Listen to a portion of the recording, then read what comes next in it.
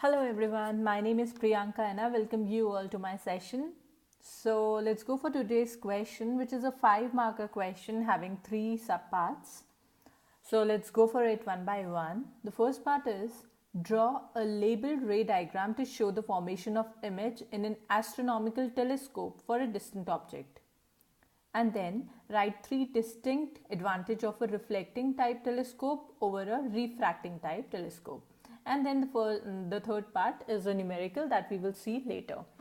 So first of all, they're asking us to make a ray diagram of an astronomical telescope. So whenever any ray diagram, first of all, the most important thing is the principal axis. So here is our principal axis.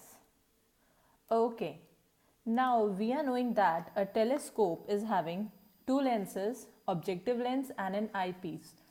So for a telescope, objective lens is the bigger lens. So here is our lens. This is our objective lens, and then the eyepiece is a smaller one.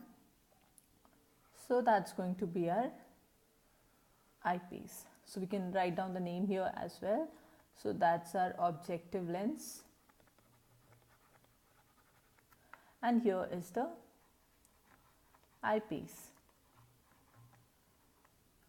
Alright, so we are knowing that for the telescope, the object is at infinity. So obviously the rays are coming parallel, that is, they're coming from infinity. So we're going to draw parallel rays. And then what is the concept? That when the object is at infinity, the image formed will be at focus. So it is because the rays were coming inclined, therefore it is going to be something like this.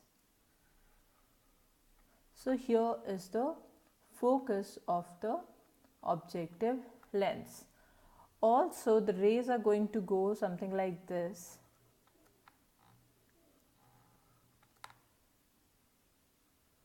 So we are going to trace it backwards, and it will be assumed to us that the image formed for the eyepiece will also be at infinity, that is, it is coming from infinity. So here this point was also the focus of eyepiece.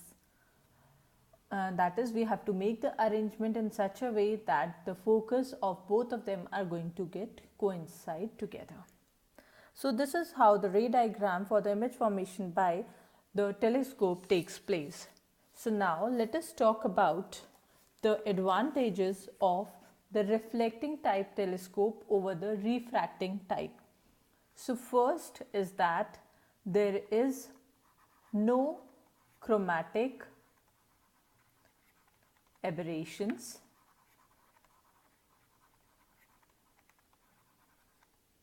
as the objective is a mirror. Second is the mirror requires grinding and polishing on only one side. So grinding and polishing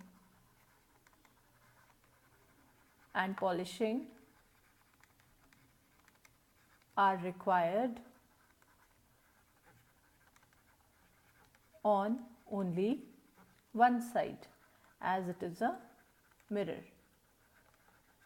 And the last is a mirror weighs much less than a lens of equivalent optical quality. So it weighs less. Therefore, the mechanical support of the mirror is much less of the problem compared to the support required for the lens. Further, mirror can be supported over its entire back surface, unlike the lens which is supported over the rim only. So these are the advantages of the reflecting type telescope over the refracting type one.